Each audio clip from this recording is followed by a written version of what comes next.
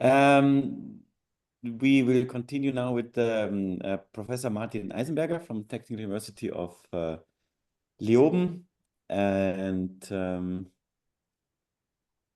yeah. Yep. Thank you very much for the introduction, Mr. Meyer-Knoch. I would like to add a little bit. Besides technicians, future technicians, waste and environmental law, I'm also an attorney at law in this field. And before that, I was working for almost 10 years in a waste company. Therefore, my very practical approach to the theme I'm talking about today. So I'm not going to bore you with lots of legal aspects due to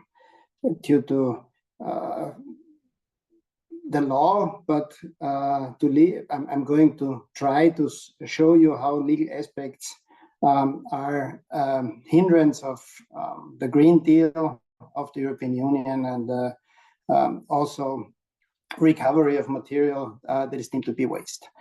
I would like to provide you today with some insights into the waste law of the European Union, focusing particularly on the legal requirements for non-waste, the end of waste, the question when materials are going to be byproducts, and issues surrounding the movement of waste within the European Union. To begin with, a few words on the hierarchy of the European legal order and the difference between regulations and directives. The hierarchy of the European legal order is that we have primary law, which is the treaties, the Treaty of the European Union, and accession treaties, and the Charter of Fundamental Rights of the European Union. And then we have secondary law, which are regulations, directives, decisions of the European Court of Justice, and recommendations and opinions, mostly of the Commission, which play a big part in waste law as well. The difference between regulations and directives within the European Union are that regulations are directly applicable in all EU member states without the need for national implementation. However, national implementation is possible to a certain level, but it is very strictly limited, and the EU member states are not allowed under European law to change the regulations to their liking. The goal is to have uniform rules across the European Union, and one of the examples I'm going to talk about today is the waste shipment regulation, which is a regulation that should be applied in all European member states, but I will show you some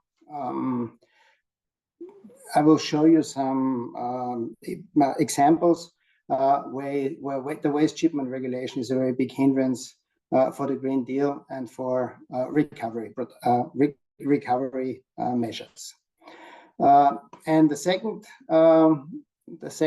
secondary law is the directive. It sets objectives that all EU member states must achieve, but it allows them to decide how to implement them in national law. So there's a bit more flexibility of the implementation, depending on the national legal systems, and also depending on the wording of the directive, because sometimes even directives are said to be transformed into law of the member states in a stricter way than normally a directive is allowed to be transformed. And under certain conditions, it may be directly applicable if the transportation international law has not been properly carried out. And one of the examples I'm going to show you a little later shows that even the European Court of Justice sometimes decides that directives are not transported into national law, and therefore the European Union law has to be carried out as stated in the directive. Some words about the Waste Framework Directive. Waste law in the EU is regulated by the Waste Framework Directive. directive, as it is a directive, its contents must be implemented into national law by the member states. The directive provides the legal framework for waste management in the European Union, and the fundamentals are to reduce the impacts of waste on the environment and human health, to promote resource management, and to increase its efficiency. The Waste Framework Directive includes regulations on the topics byproducts and end of waste. Both are particularly important for resource management and the implementation of the Green Deal.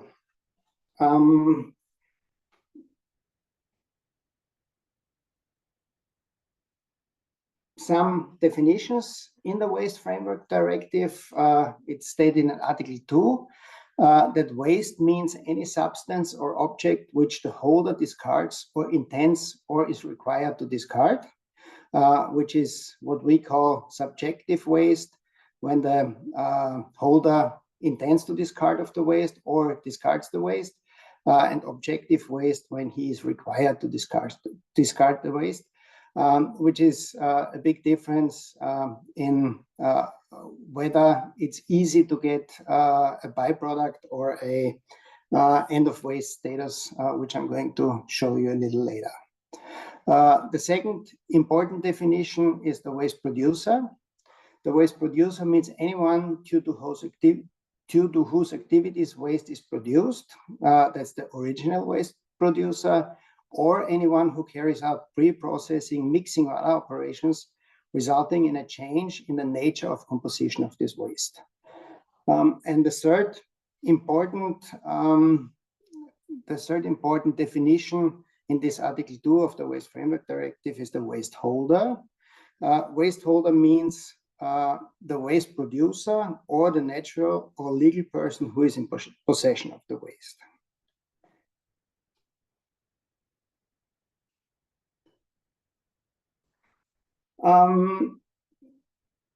In Article 5 of the Waste Framework Directive, we have the definition of byproducts. Byproducts are non-waste.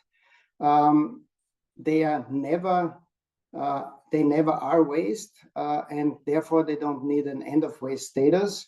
But it is in some of the European Union countries, especially in Austria, a big discussion whether a material can be a byproduct and when this byproduct status is actually obtained. In Article 5 Waste Framework Directive, byproduct is stated as a substance or an object resulting from a production process, the primary aim of which is not the production of that item itself, but it may be regarded as non-waste, being waste, as not being waste referred to in point 1 of Article 3, but as being a byproduct if the following conditions are met. The first condition is the further use of the substance or object is certain. So there doesn't have to be a market, but it has to be certain that this substance or object is actually used after it is produced. The second condition is that substance or object can be used directly without any further processing or other normal industrial practice. And that is very interesting because a lot of member states have different opinions what normal industrial practice means. In my opinion, normal industrial processes in this context means any process that does not have a waste-related background, such as cleaning or chemical transformation, which a primary product does not undergo.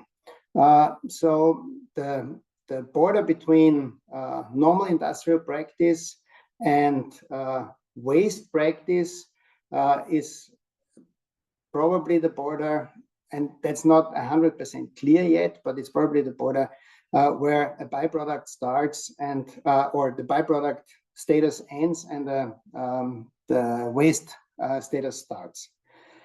The third condition is that the substance or object is produced as an integral part of a production process, which means it has to be produced while you are producing something. It's very interesting, and you will see that a little later, that there's a lot of discussions what a production process is. The Austrian government, for example, or the Austrian administration says that a production process is only the production of technical materials or of technical machines, whereas the European Union and especially the European Court of Justice states that a production process is everything where there is an input mixed with an output. So whenever you put something in, which can be work or material, and there's an output, and there's within that process, it is an integral part of the production. And the fourth condition is that the further use of this material is lawful, which means that the substance or object fulfills all relevant product, environmental, and health protection requirements for the specific use, and will not lead to, and here you can see the rest of the sentence, but it will not lead to any problems within the environment, water, soil, or air, or the human health.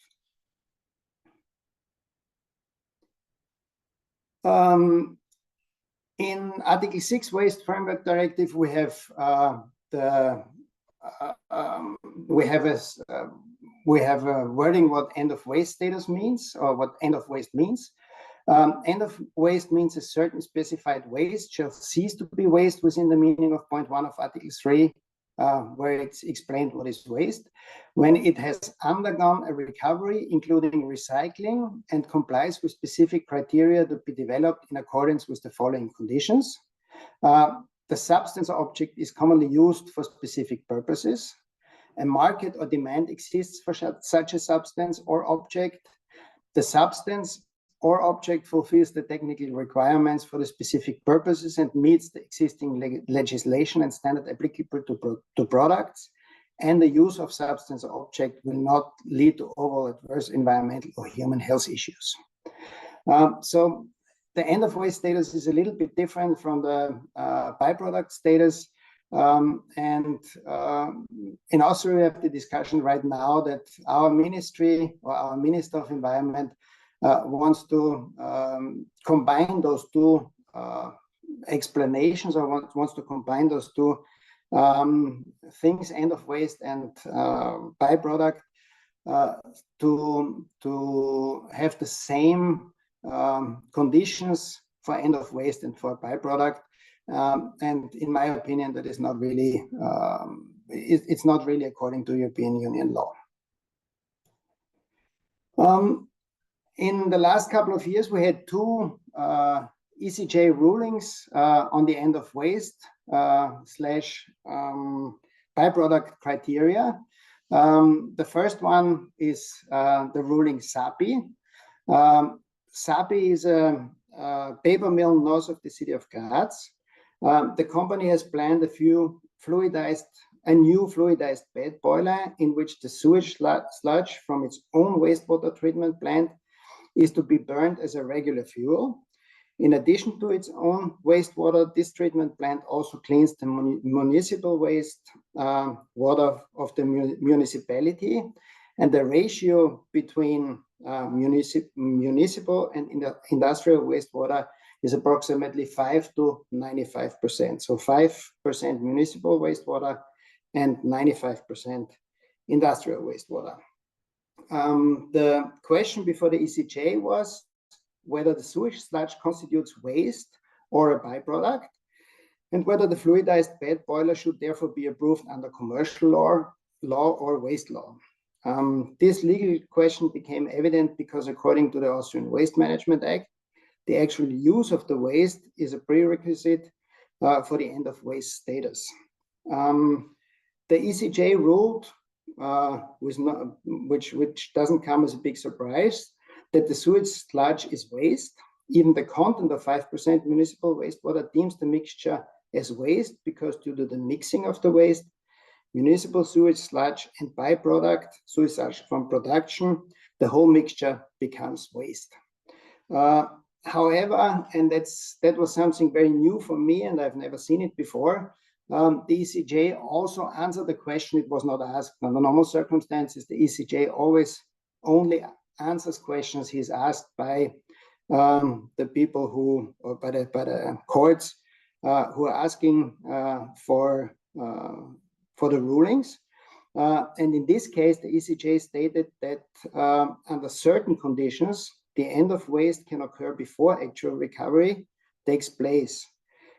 This is the case when the aforementioned conditions of Article 6 of the Waste Framework Directive, which I would like to show you again, that's the end of waste conditions.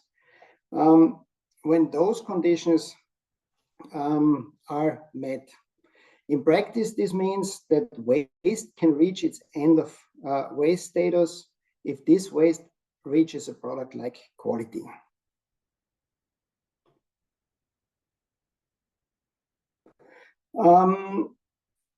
In Austria, it was a big discussion how this ECJ ruling should be implemented and used in the future.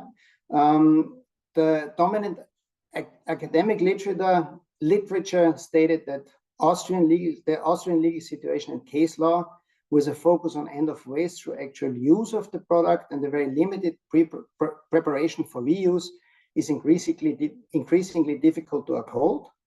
And the attainment of end of waste status will likely be significantly easier and achievable at an earlier stage in the future. That was the view of the academic literature due to the ECJ ruling in SAPI. However, neither the administration nor the court, the High Administrative Court of Austria, really met the ECJ ruling, or met what the ECJ wanted met the ECJ ruling. The Administrative Court of Austria relativized the decision in a ruling in 22, in November and in October, where the Administrative Court of Austria stated a premature end of waste is not foreseen under Austrian law, as Austria has not utilized the option to allow individual decisions to end of waste status.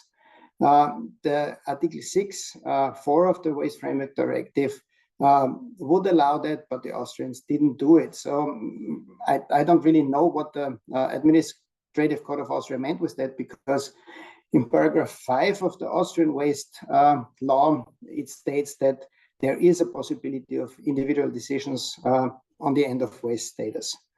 The Administrative Court of Austria stated further that member states, including Austria, have significant discretion, and it's even possible not to foresee an end of waste status for certain waste materials.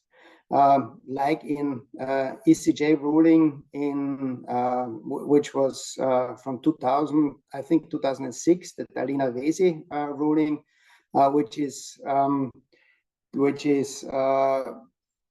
in my opinion not valid anymore because of the ECJ ruling of SAPI.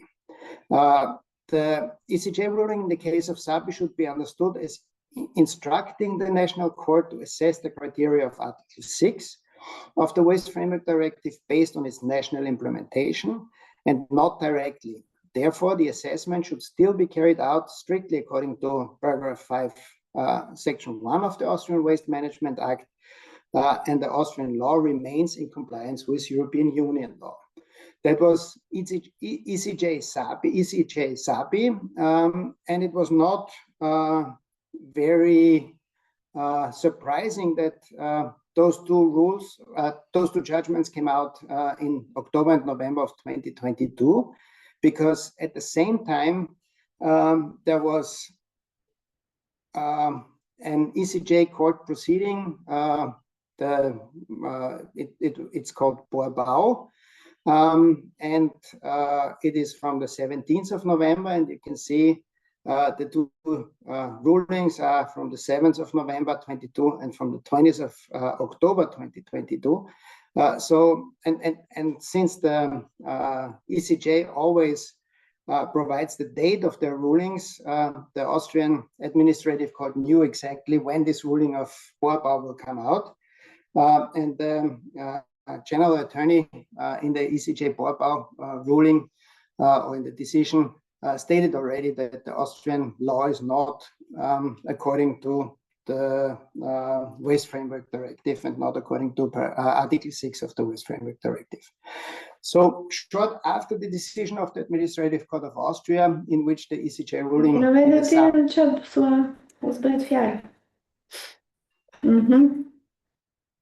sorry, could you turn off your microphone, please? Thank you. Was considered and relativized, the ECJ ruled in the Borbau case. The background was that farmers approached Borbau to carry out agricultural backfilling. Borbau selected a suitable construction project and provided the excavation material to the farmers. It was material of best quality, which is called A1 in Austria. And the dispute was the classification of the material as waste. And as a result, several questions were referred to the ECJ by the Regional Administrative Court of Styria within the framework of a preliminary ruling procedure. The key elements of the ECJ decision of Borbau were that, contrary to the position held by the authorities and the Administrative Court of Austria, the ECJ holds that end-of-waste status can also apply to excavation materials through a preparation procedure. Visual inspection should generally suffice if reuse does not require further treatment. That is also stated in the recital 22 of the Waste Framework Directive. The excavated soil can be considered a byproduct. The transformation of land into excavated material is a production process. The characteristic is input generates output, which I stated before already. The formal criteria without environmental impact protection or protection relevance should not prevent non-waste status. And is the intent to dispose of the material by the construction company relevant? The Austrian Judicature focuses on the property owner, the client, while the ECJ, without explicitly stating this, seems to focus more on the construction company, which is very important for the question, is the material waste or is it not waste?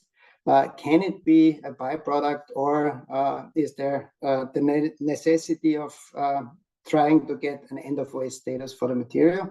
Because, as I stated already before, it is very important who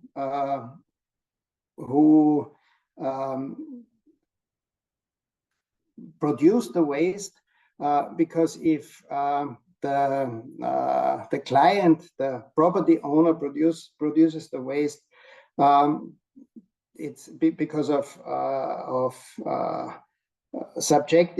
the subjective idea of getting rid of the waste. The Austrian Administrative Court always states that the client always has the idea of getting rid of the material, and the construction company maybe wants to use it in a different site as recycling material. So if the property owner is the producer of the waste, it is probably a secondary. It's probably a subjective waste. If you have to have an end of waste status eventually. If the construction company is the first owner of the waste or the first owner of the material, it is the construction company whose ideas are explicitly to see if there's subjective waste or not. The judicial handling of the ECJ case law in Austria is that the Austrian Court of Administration and the Austrian administration still think that Article 6 is met with the Austrian legal situation. Therefore, the Commission started an infringement procedure against Austria for the improper implementation of the Waste Framework Directive. A letter of formal notice dated November 16, 2023, was sent to Austria, and Austria is requested by the Commission to comment on the incorrect transposition of Article 6 of the Waste Framework Directive. And the reason is the following. The Commission states in 2 judgments of the ECJ, it was clarified that the requirement of direct use as a substitute under Section 5 of the Austrian Waste Act is incompatible with Article 6 of the Waste Framework Directive. The Austrian legislator could have eliminated the discrepancies between national law and the EU law. However, this opportunity was not taken.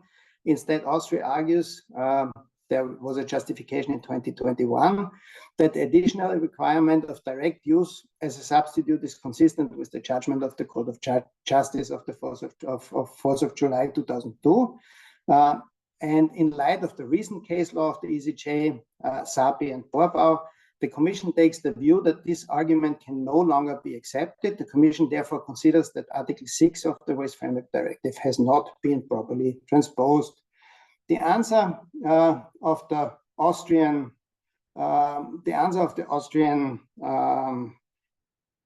Federation is, the Austrian authorities is, everything is in order. There is no breach of EU law, and the Austrian regulations are in accordance of the Waste Framework Directive and the 2 rulings of the ECJ.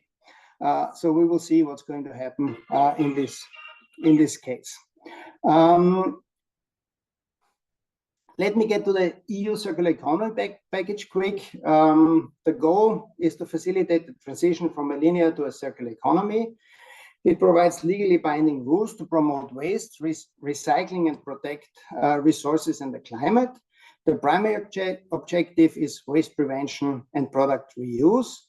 And the greatest challenge of this EU circular economy package in practice is right now the transboundary shipment of waste.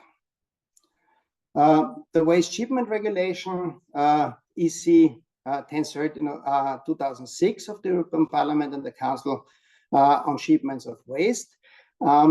There is a new waste shipment regulation which is going to come into effect in 2026. I'm concentrating on the old one today because the new regulations are not yet in force, or almost none of them are yet in force. But I can tell you it's not going to get much better. The regulation is directly applicable, as I stated already before, because it's a regulation. The scope is to establish procedures and control regimes for the shipment of waste, depending on the origin, destination, and route of the shipment, the type of waste shipped, and the type of treatment to be applied to the waste at its destination. And it provides for 2 options of shipment: the shipment with written notification, so-called yellow list material, and the shipment with information obligation, which is a green list material for recovery. I would like to show you some significant practical issues and problems we're having. One is the transboundary shipment of slag from iron and steel manufacturing to the Czech Republic. It has been subject to significant restrictions. Slags that are produced using the LD process, Linz-Donowitz process, are assigned to codes B12.0 and B12.10 of the Basel Conventions. Materials are therefore included in the green list. The Ministry of Environment of the Czech Republic suddenly takes the view that the procedure of prior written notification must be carried out for shipments of slag from iron and steel production from Austria to the Czech Republic, which means a lot more expensive, which means a lot more of administrative work you have to do, which means you have to get the consent of both the Czech Republic and from the country where the material comes from, which is Austria in this case. And the Czech authorities classify the slag as belonging to code AA010, Annex 4 of the Waste Shipment Regulation, contrary to the legal provisions, and therefore it has to be under the notification procedure. The second issue is inclusion of plastic waste under the green list is governed by non-binding soft law. That means that plastic waste that is assigned to code B3011 or EU 3011 is subject to the green list and can therefore be exported without prior notification. Article 18 of the Waste Shipment Regulation states that plastic classified under code EU 3011 must be virtually free of contaminations and other types of waste. There is no binding requirements regarding the degree of contamination or the term virtually free from in European Union law. We only have the correspondence guidelines, number 12, which are not legally binding. And in those correspondence guidelines, you have certain criteria, what virtually free from means. And law enforcement and criminal authorities refer to these guidelines, even though they are not legally binding. The third practical example is the export of batteries from Austria. They are subject to significant restrictions. Legally, batteries that fall under the code B1090 are generally subject to the green list and can be exported without prior notification. The only exceptions are batteries that contain lead, mercury, or cadmium. And the responsible authorities in Austria state that batteries must be always classified as hazardous across the board and can therefore only be exported according to the yellow list. Notification procedure. The reason, freedom from hazardous substances such as lead, mercury, and cadmium cannot be guaranteed. On the other hand, the German authorities assign batteries to the green list category. Consequently, they refuse to submit a notification. And now we have the problem that the Austrian government states that you have to notify batteries. The Germans don't want to submit a notification, and therefore the batteries can't be exported to Germany to get recycled and remanufactured. Excuse me, do you think you could finish in more or less 5 minutes? Since yes. It's going to be, I'm going to let the illegal shipments out. So that's the last significant practical issue. Thank you. The export of moist nickel-bearing metal shavings, which are very valuable, is subject to restrictions. In a billet and heavy section rolling mill, billets are ground, whereby two types of metallic grinding chips are produced during the manufacturing process. The coarser metal shavings collected in a separate swarf container, and the finer grinding residues extracted, sprayed with clean water and collected separately. The authorities are of the opinion that the fine material mixed with water is classified as a dispersion. Only this material is classified as hazardous waste under the code 120114. A notification procedure is therefore needed. We are of the opinion that it is a byproduct. According to the official technical assessor, drying under vacuum, because it has to be dried, is not considered normal industrial practice, and therefore it's not a byproduct. This export of moist nickel bearings is a very big challenge, because the moist nickel bearings are worth a lot of money, because they are consisting of more than 40% nickel. And therefore, we're having big problems to get the material exported to Germany, to get it into the recycling process and the reuse process. Since the time is up, I'm going to end my presentation here, and I'm open for any questions a little later. Thank you very much. Yeah, super. Thank you. Sorry for having to speed up a little. little. No problem.